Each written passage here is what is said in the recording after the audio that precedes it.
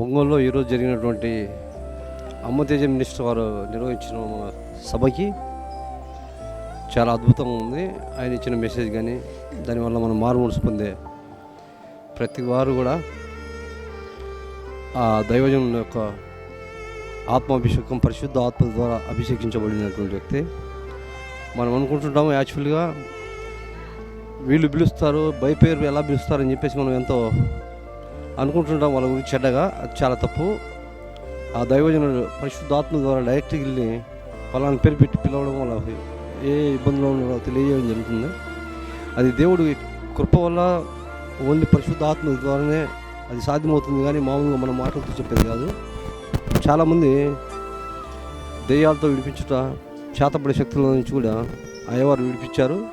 మంచి పిల్లలు లేని వాళ్ళకి కూడా వారి యొక్క పిల్లల కోసం ప్రార్థన చేయించుకున్నారు. ఇది మాత్రం వాస్తవం. ఇక్కడ దేవుడు ఉన్నాడని నమ్మొచ్చును.